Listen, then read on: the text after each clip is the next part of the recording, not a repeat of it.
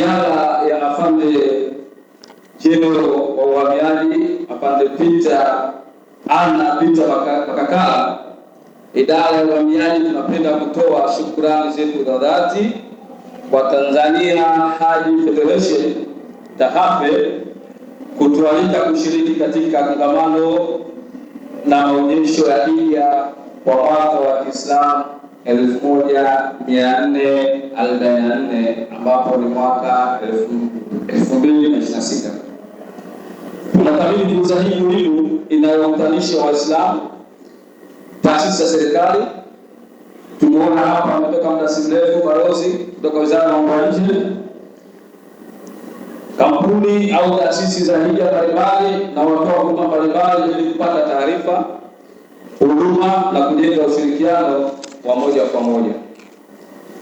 Idara ya uhamiaji ni mdau muhimu katika kufanikisha safari za mahujaji, hususan kupitia utoaji wa pasipoti kama alivyoondoka mwenyekiti kuelezea nini wanafanya uhamiaji kuhusu mahujaji zetu, ambayo ni nyaraka muhimu kwa safari za kimataifa. Ushiriki wetu katika kongamano hili utatoa fursa ya kutoa elimu kuhusu huduma za pasipoti, taratibu za maombi na mambo muhimu ya kuzingatia katika maandalizi ya safari ya pasipoti. Idara ya uhamiaji ina majukumu makubwa sana katika control, kufacilitate na pia kumanage wateja wetu wa safari za hija au tunaoita mahujaji, hija pamoja na umra. Kuna control kwa njia mbalimbali, hususan katika masuala ya documents na kujua kama huyu ni msafiri kweli wa hija.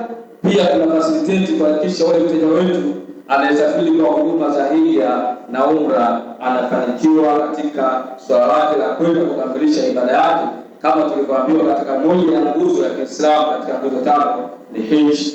Jambo leo nashukuru nimepata kitu kipya kutoka kwa Sheikh Lala, anasema sio kwa hija pamoja pamoja uwezo.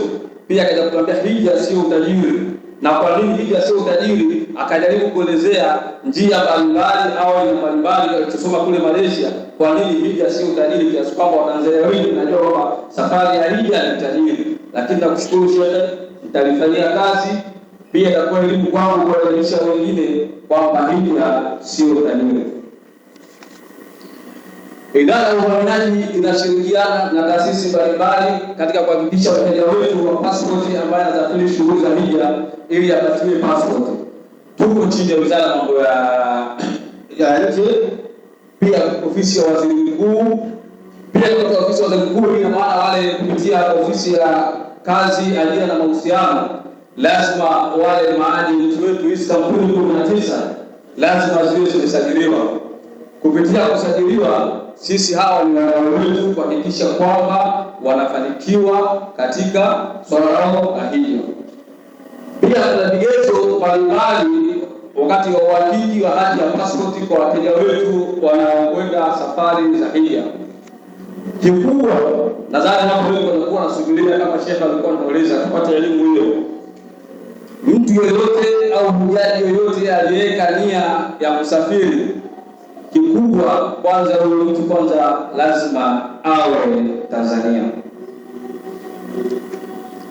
Narudia tena, mteja wetu yoyote au mhujaji yoyote aliyeweka nia ya kusafiri kwa masuala ya hija akaja kuomba passport, huyo mteja cha kwanza lazima awe ni Tanzania.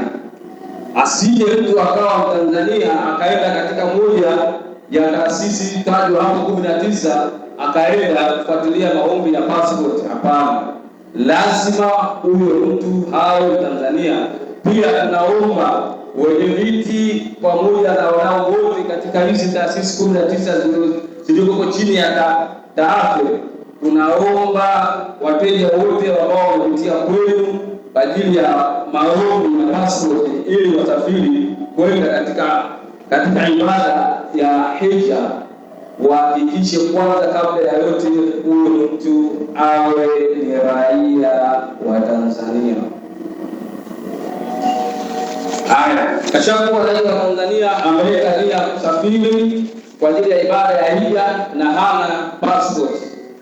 Nitajaribu kuelezea vitu ambavyo kwa yoyote kila mmoja kinamhusu, na kuna vingine vitagawanyika kutokana na sifa ya yule mjane.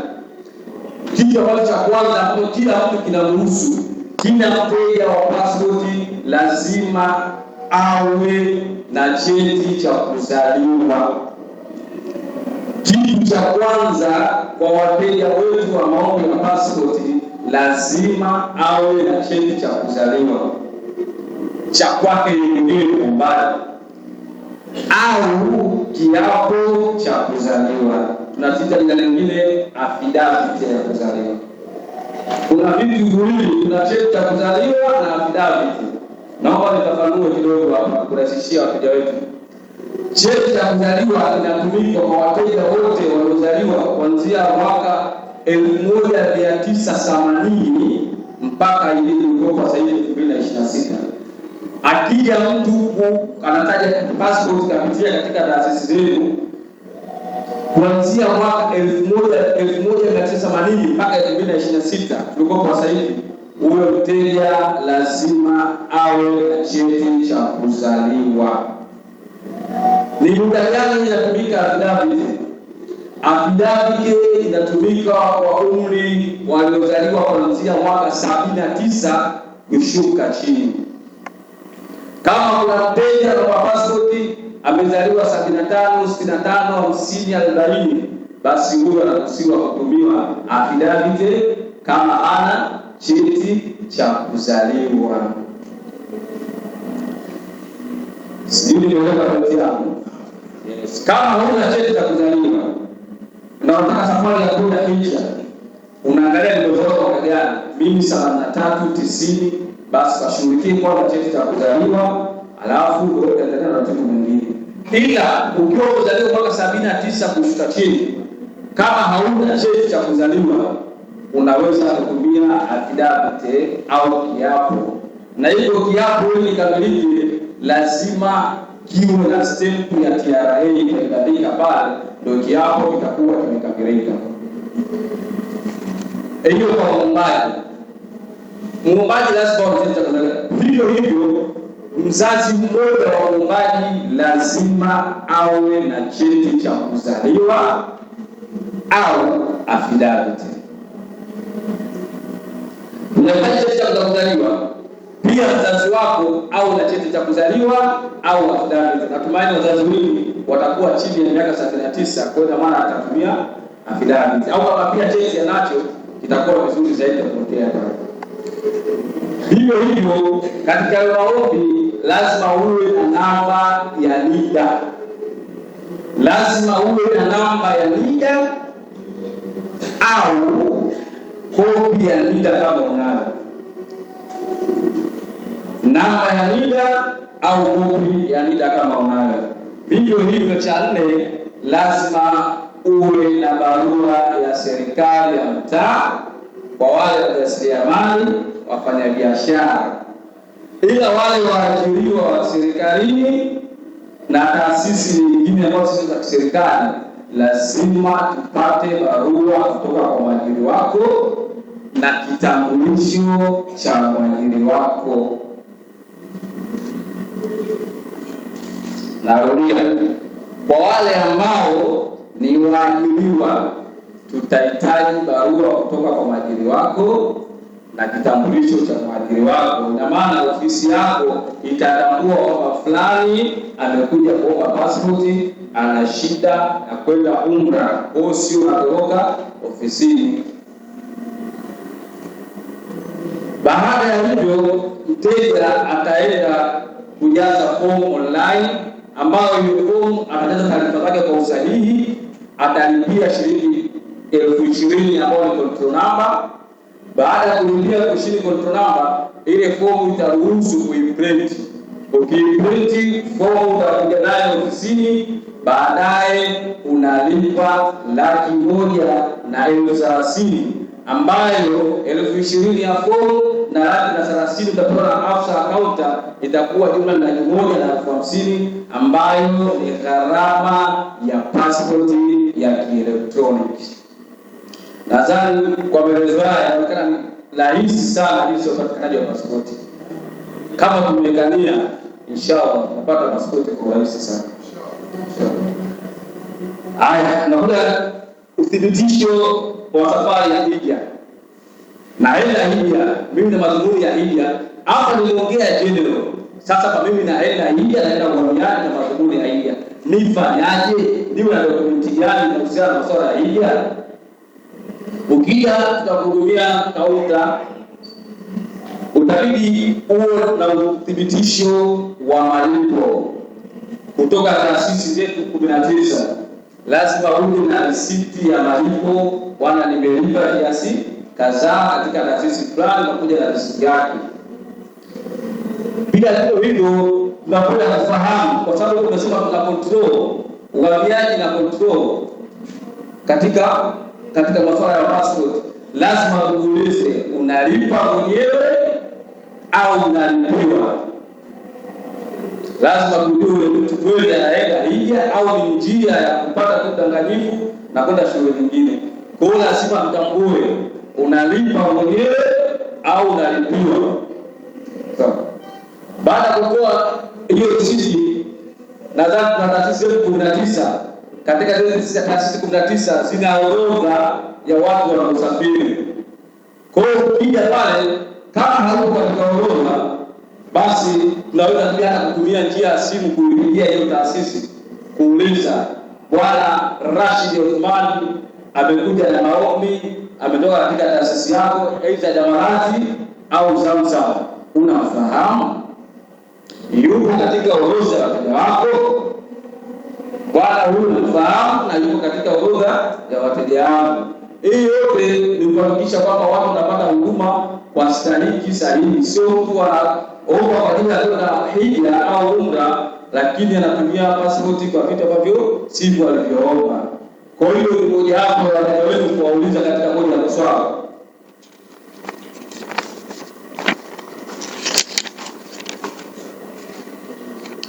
Uhalali wa taasisi. Nashukuru mwenyekiti wa TAHAFE kwa kujiorodheshea na kuwaita hapa wenye viti wa taasisi 19. Kitu ambacho tunashukuru siku ya leo, kuanzia timu zimekutana na watu mbalimbali, watu nguli 5, 6 ambao mara nyingi kipindi cha hija tunakutana nao. Nashukuru leo nilikuwa na wajua wachache, leo nimepata kuwajua wengi. Kwa hiyo alhamdulillah kongamano limeongezea kitu. Uhalali wa taasisi. Idara ya uhamiaji itahakikisha taarifa za kampuni au taasisi za hija na safari ni sahihi na inatambulika kisheria kwa kuzingatia usajili wa kampuni. Lazima mteja akija pale kuomba passport, lazima katika taasisi tutambue hiyo taasisi inayotokanayo kwamba hiyo kampuni hiyo imesajiliwa kihalali kupitia kwenda. Pia hiyo taasisi lazima iwe na leseni ya biashara, kama tulivyoambiwa hapa kwamba na aliondoka Dr. Krima kwamba zamani tunasema hija sio biashara, lakini kisha ni hija ni biashara. Kwa hiyo lazima itambulike na leseni ya biashara. Pia hiyo taasisi baada ya kuwa katika hii moja ya 19, pia hiyo taasisi lazima itambulike na TAHAFE. Tunaomba taasisi 19 au kampuni 19 swala la hija wawe wa kweli, wasifanye udanganyifu kuwatengenezea pasipoti watu ambao hawana nia ya kwenda hija, kwa sababu sisi wetu wahamiaji ni washahidi wenye makampuni zaidi za agent wa hizo kampuni za hija. Mtu wa hamiaji ambaye kwa passport kwa ajili ya hija hujaji anahudumiwa kipekee kuliko wateja wengine wote. pale kuanzia hatua linapokuwa kaunta linalohudumiwa mpaka hatua ya kupata pasipoti yake. Hivyo basi tunaomba tuwe wa kweli, tusiwe wadanganyifu katika zoezi la kuwasaidia hawa kupitia kampuni zetu kupata pasipoti kupitia dokumenti wanazowatachi kutokana na kampuni zetu. Tunaomba muwe wa kweli. Sipofanya hivyo itakuwa inaleta maswali mengi kiasi kwamba mtaanyima wengine fursa ya kuhudumiwa kama wanahudumiwa na kujaliwa watu wa hija. Nadhani nyinyi ni mashahidi, viongozi wa kampuni mashahidi, mnaona jinsi gani watu wa hija wanahudumiwa. Kwa hiyo tunaomba tuwe wa kweli kwa wateja wetu, tusio tukaleta udanganyifu. Vivyo hivyo tunaendelea bila kitu kama tunavyohitajika kuhusu mteja wetu wa hija. Katika hizi listi zilizotajwa kwa 19 za makampuni lazima zitambuliwe na Baraza Kuu la Waislamu. BAKWATA lazima katika hizi taasisi 19 lazima izitambue, kwa sababu BAKWATA ndio mlezi na ndio mama wa kampuni zote 19 chini ya tarafa. Itakuwa ngumu sana na hata kuelewa mtu akaja pale kumwombea kuingia katika dokumenti zake za hija au umra, na hiyo taasisi haitambuliki na BAKWATA. BAKWATA ni chombo cha Uislamu ambacho kinasimamia shughuli nyingi za Kiislamu ikiwemo masuala ya haji. Kama tulivyoona msaidizi wake hapa wa BAKWATA anaeleza masuala mengi sana. Sheikh Twani. Kwa hiyo tunaomba kampuni zote zinazohusiana na hija lazima ziwe zinatambulika BAKWATA kwa sababu ina manufaa mengi. Moja ya manufaa inasaidia kuzuia taasisi zisizo na halali na kuleta udanganyifu wa mchakato wa safari ya hija.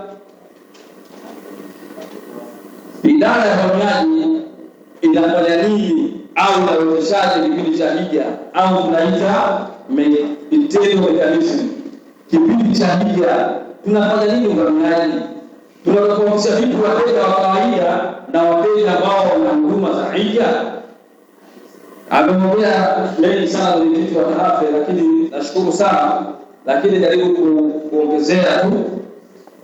Kwanza tunalimisha maalum kwa ajili ya maombi ya hija. Hata wakajana nilikuwa jao mpiga kidogo na kitu kizito, tulikuwa nalo dirisha la maalum la hija, tena lilikuwa na batisa. Na huwa tunakibandika pale kidoti katika juu, tunaandika hija. Kwa hiyo wadau wetu tarafe mahujaji wetu watarajiwa, kwa wale ambao hawajabahatika kuwa na pasipoti, msiwe na shida. Kikifika msimu wake tunaandaa dirisha maalum. Tunajua kipindi hicho kinakuwa ni kipindi cha pressure, na katika kipindi ambacho kinakuwa ni kizito, hakuna kipindi ambacho kama kipindi cha hija kwa maafisa wa kaunta na wa passport. Wenyewe mashahidi huwa tunapanga usiku, tunapanga weekend kuhakikisha mahujaji wetu wanafanikiwa katika safari ya hija. Kingine cha kuongezea katika hili, tumeambiwa hapa kwamba kuna mabadiliko ya hija kiasi kwamba Januari 8 inahitaji passport ziwe zishasaniwa katika Wizara ya Hija Saudi Arabia. Niwaombe viongozi chini ya tarafe katika hizi kampuni 19 mjaribu kuwasikizia wateja wenu wawe wapata application mapema ili wasije kupata kukosa safari kutokana na kuchelewa, kwa sababu Januari sio mbali. Kwa hiyo tujitahidi kuomba pasipoti kwa mapema ili tusaidie katika mchakato wetu wa kupata pasipoti safari. Vivyo hivyo, licha ya kuwa dirisha maalum kwa watu wanaomba pasipoti wa hija, watu wote wa hija wanahudumiwa kitengo cha dharura. Hija yote ikifika msimu wake naenda katika chumba maalum cha urgent case, chumba cha dharura. Nataka cha kuwaomba tu viongozi wa hija hususan tarafu, ule msimu ukifika ni vyema kuja moja kaja kutoa taarifa pale kupitia ofisi yetu pale, jamani, msimu wetu unaanza tarehe ngapi, msimu wetu tarehe ngapi wa pressure, ili tuwaweke watu sawa, kuandaa mapema, vivyo hivyo kuhudumia watu hao kwa urgent. Kiukweli nimekuwa muumini mzuri wa kufuatilia maombi ya hija. Kiukweli maombi ya hija yanaondolewa kipekee na wanahudumiwa kwa haraka sana. Kwa hiyo naomba kufika muda wa pressure mtoe taarifa mapema ili watu wajipange na wateja wote kuhudumiwa katika kitengo cha urgent case.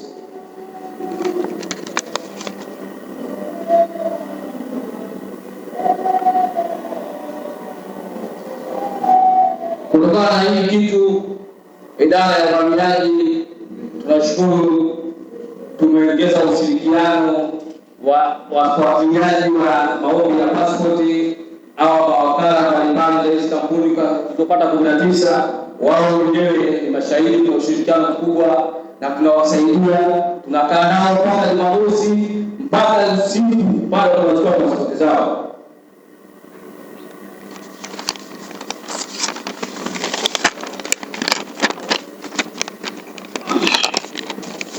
Sio sana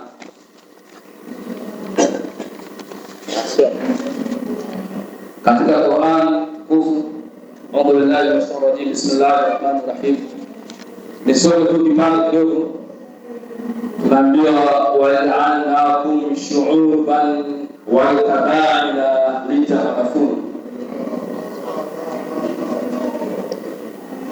Mwanzo wa aya, Mwenyezi Mungu ameumba watu mbalimbali, makabila mbalimbali, mataifa mbalimbali ili wafahamiane. Na kuja na kitu kunaitwa mjue jirani yako. Uhamiaji na mabili tumeanzisha mjue jirani yako. Hii kampeni ni mahususi na nzuri sana kwa kutambuana. Kuna watu wametoka hapa hata jirani yake amjui. Nikimuuliza jirani wa kushoto wa kulia amfahamu. Ni muhimu kujuana kwa kushauriwa kwa Qur'ani. Tujuane, tambuane, lita'arafun.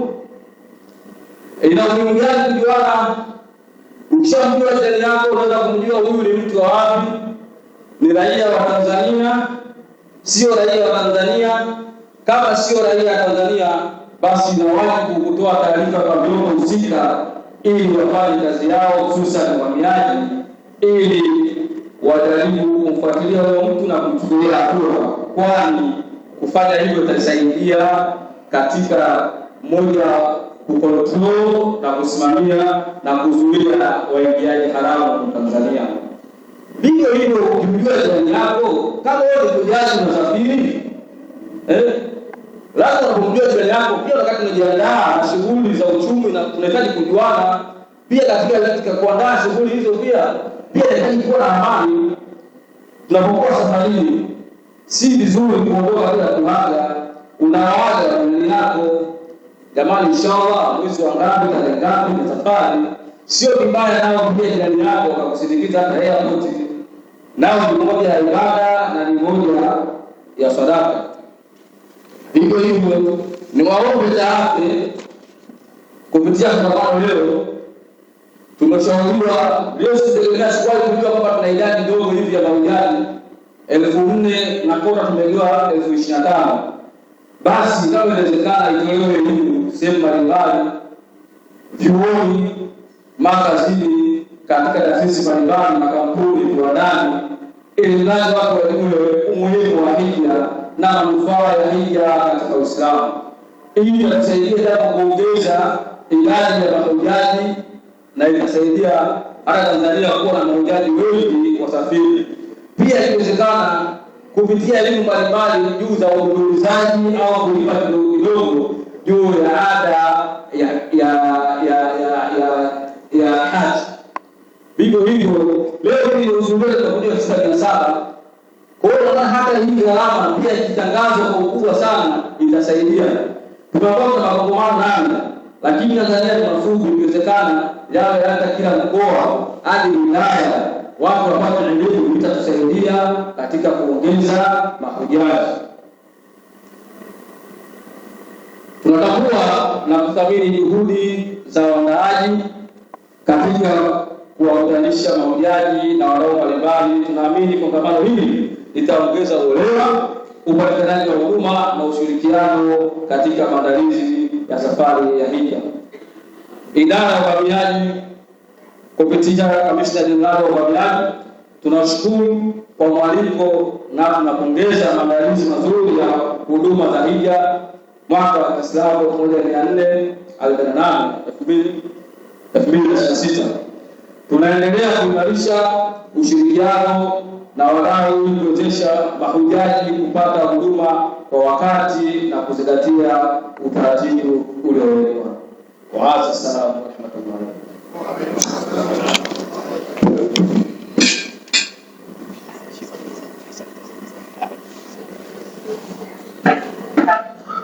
Shukran. Nashukuru kwa taarifa.